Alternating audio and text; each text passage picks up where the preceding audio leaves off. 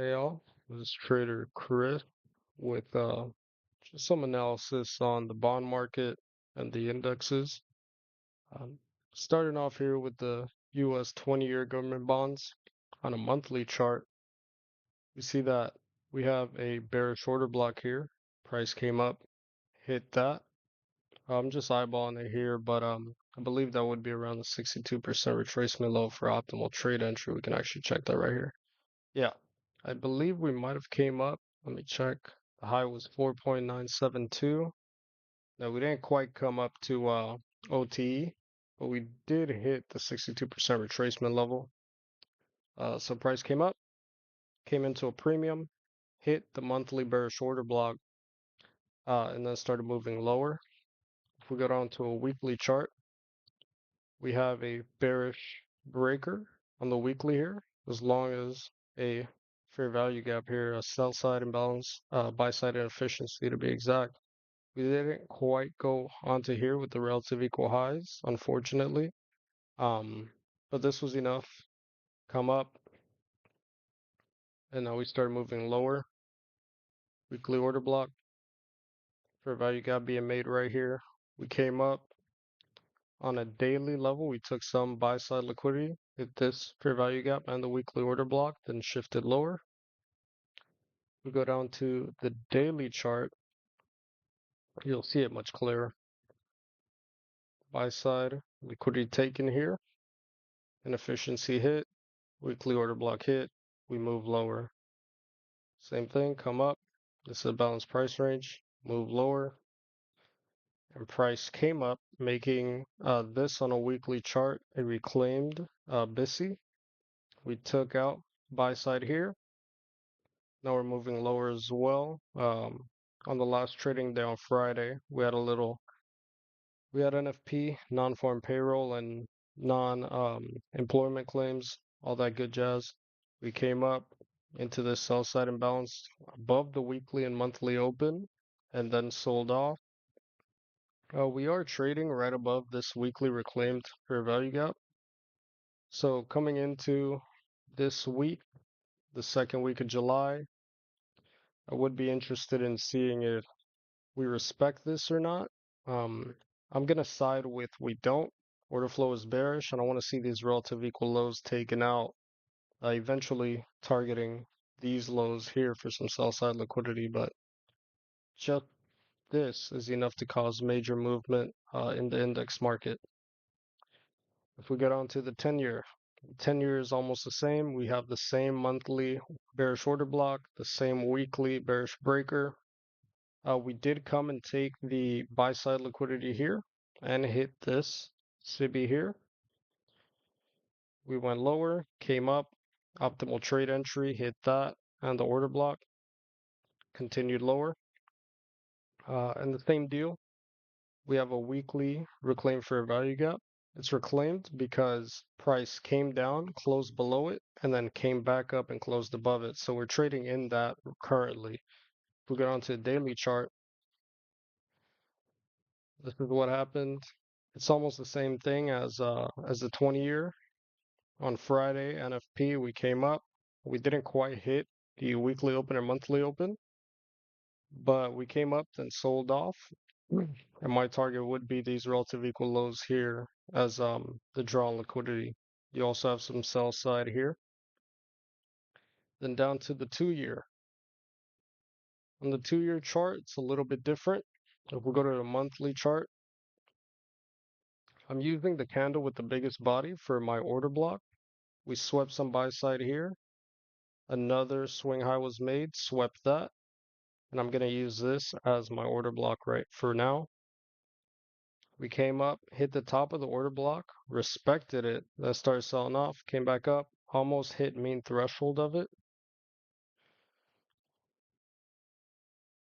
And now on the weekly, we have a bearish breaker here, a bearish breaker here. We came down, came back up, monthly order block, and we started breaking down. The only difference with the 2-year bonds is that on the monthly chart, we have a SIBI that can possibly be respected. Let me just remove that for you guys. You can see that. We traded into it, and I believe we're still in it. So it'd be interesting to see if price does respect that, or if we just continue lower. Seeing how the other two bond markets, or two out of the other ones, the 10-year and the 20-year, have bearish order flow, I'd like to see this continue going lower until the third week of July or so. That should give us enough movement in the index market. It came up, hit the weekly and monthly open, and sold off on that Friday as well. Then we can go down to the Nasdaq. The Nasdaq on the monthly isn't really much. We came down, made an April low, I believe, correct, in a BISI. This is also a breaker here.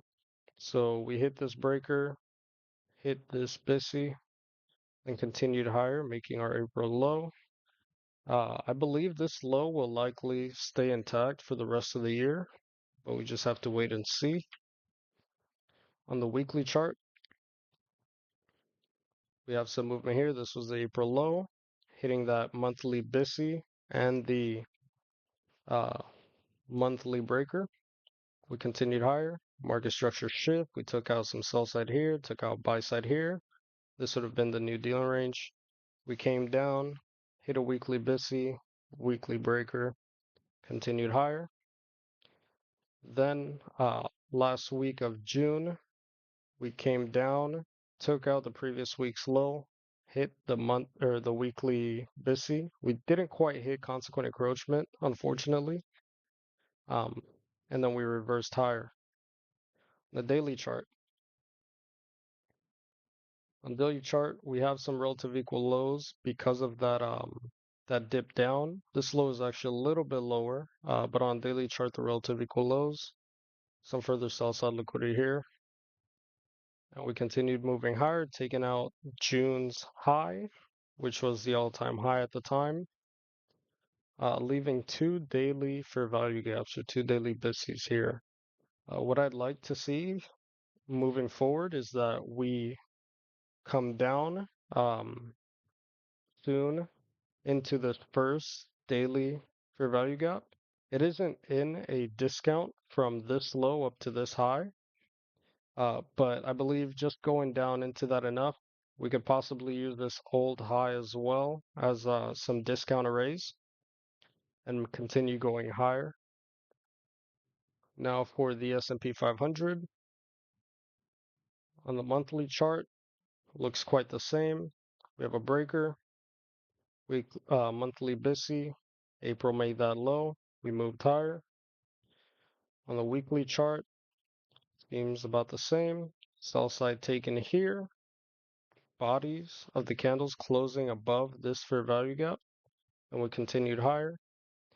Breaker, weekly breaker, weekly BISI here, weekly BISI here. We went lower into it. Price can do that.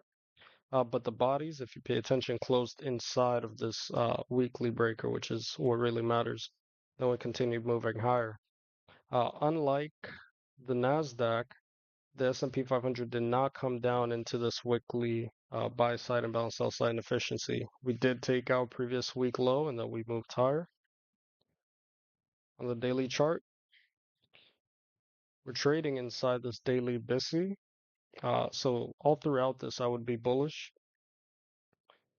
We made some relative equal lows here, swept that on Monday, the first Monday, July, and then moved higher, taking out the June high, which was all-time high at the time, piercing through that, closing above it, leaving two daily fair value gaps. So same thing applies. I'd like to see the move lower into this, respect 25% or consequent encroachment of this daily fair value gap, and then continue higher. Seasonal tendencies for the month of July shows a decline in a little bit after mid-month, I would say around the 28th or so. So third week of July, maybe even the fourth week, I'd be expecting some type of bearish trend to form, bearish quarterly shift. But until then, Until then, we're bullish. So that's gonna wrap up this quick analysis from me. I'm gonna try and pump these out every weekend or so, keep you guys updated with what I see in the market, and uh, and learn something new every time. Appreciate it, guys.